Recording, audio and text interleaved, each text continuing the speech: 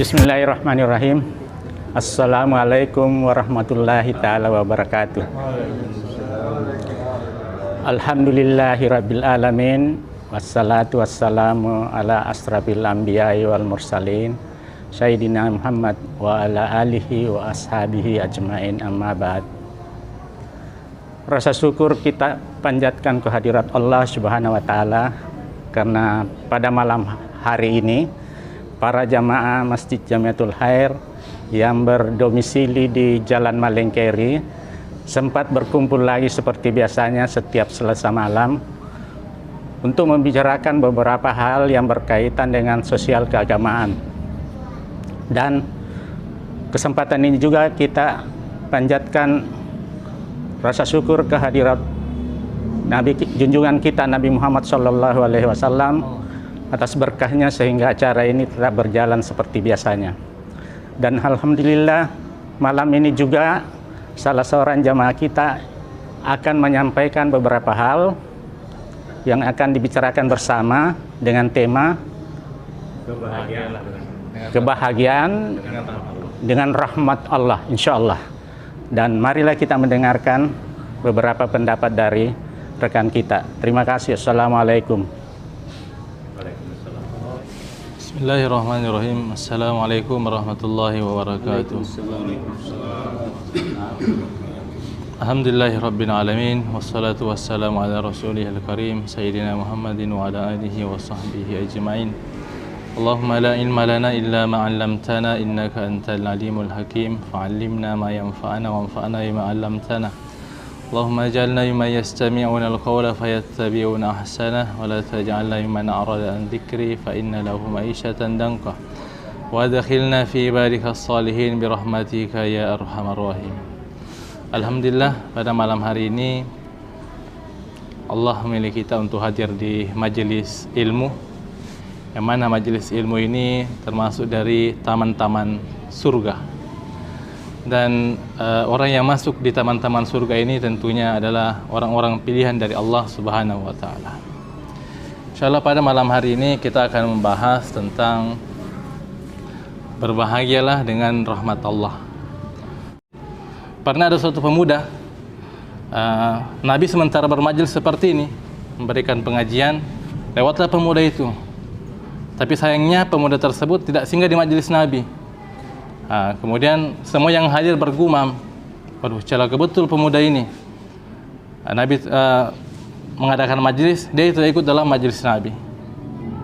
Mendengar itu, Nabi SAW bersabda bahwasanya jikalau pemuda itu melewati majelis ini, kemudian dia pergi mencari nafkah, mencangkul untuk menghidupi keluarga anak istrinya, maka kata Nabi, itu termasuk dari ajaran saya. Jamaah salat maghrib yang insya Allah dimuliakan oleh Allah Subhanahu wa taala. Jadi kita yang hadir pada majelis ini juga belum tentu niatnya baik semua. Dalam artian mungkin ada yang hadir dalam majelis ini niatnya, waduh saya tidak enak kalau tidak hadir. Yang kedua, daripada saya di rumah disuruh-suruh istri antar ke sini, pergi ke mall, lebih baik saya ke sini. Itu juga niatnya belum bagus. Jadi memang datang ke pengajian itu karena perintah dari Allah Subhanahu wa taala.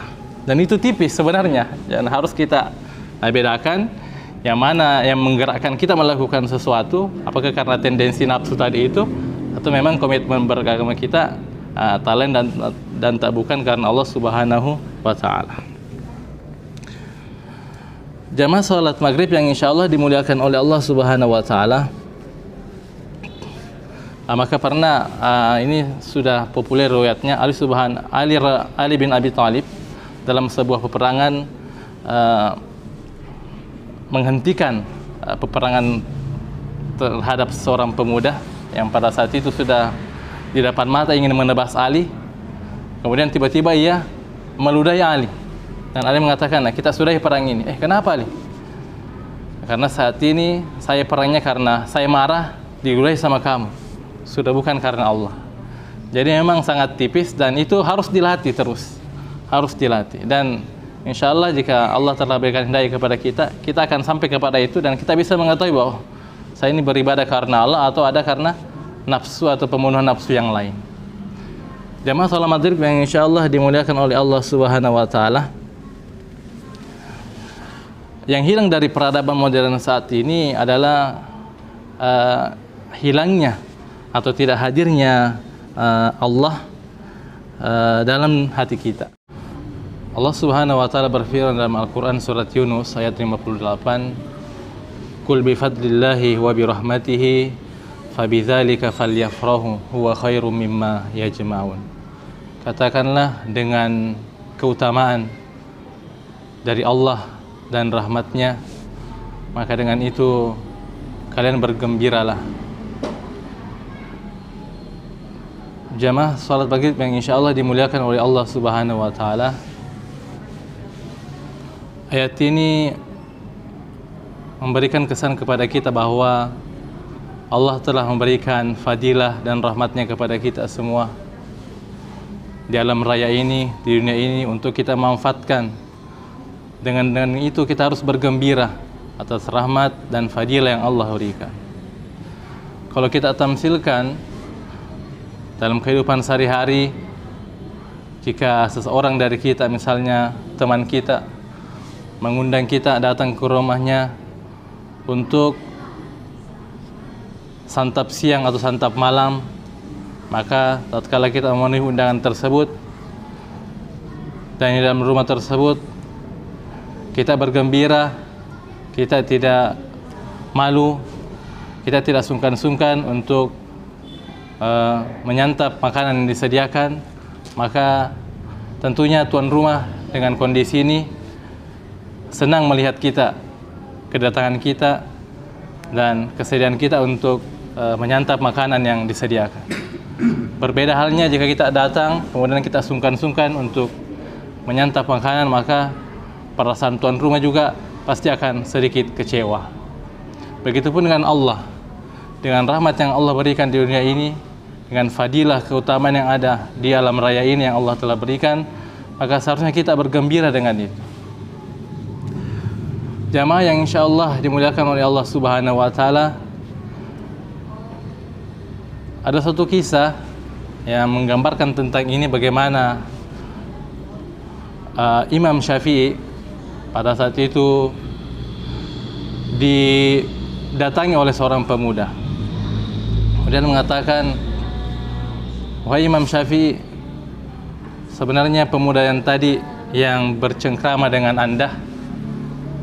Jadi ada pemuda juga sebelumnya yang datang ke Imam Syafi'i, mengatakan bahwa pemuda yang tadi datang kepada Anda bercerita, berbicara, sebenarnya itu kalau di belakang Anda dia mengata-ngatai Anda, membicarakan Anda. Kemudian Imam Syafi'i dengan entengnya menjawab, "Alhamdulillah, berarti di depan saya dia masih takut, dia masih segan dengan begitunya." Kemudian pemuda ini juga menambahkan bahwa ada satu kampung di mana kampung itu semua membenci Anda, Imam Syafi'i. Kemudian Imam Syafi'i dengan entengnya menjawab, "Alhamdulillah, bagus.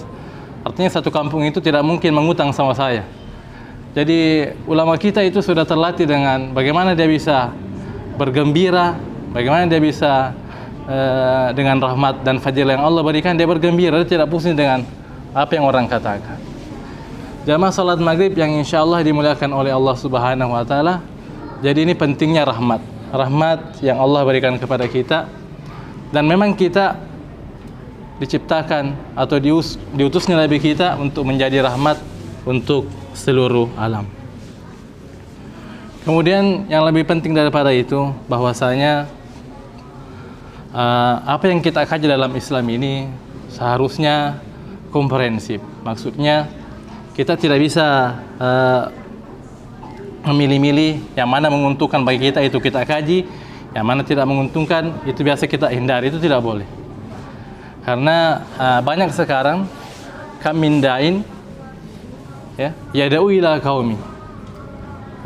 Banyak sekarang ulama-ulama kita, bahkan dai-dai yang seharusnya dia mengajak kepada Allah, tapi sesungguhnya dia mengajak kepada kaumnya sendiri atau golongannya.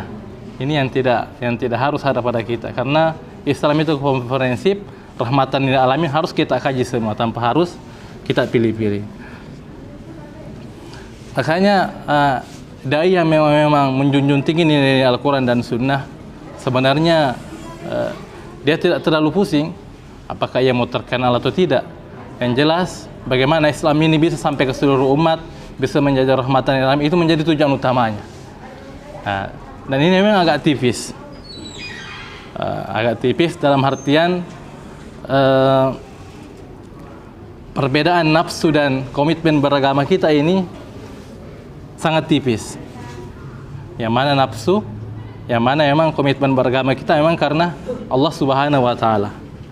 Dan berbuat baiklah kepada orang yang berbuat jahat sekalipun kepadamu. Itu diktenya Allah. Jamaah salat maghrib yang insyaallah dimuliakan oleh Allah Subhanahu wa Ta'ala. Dan juga dikatakan was'il man qata'a ilaika, dan sambunglah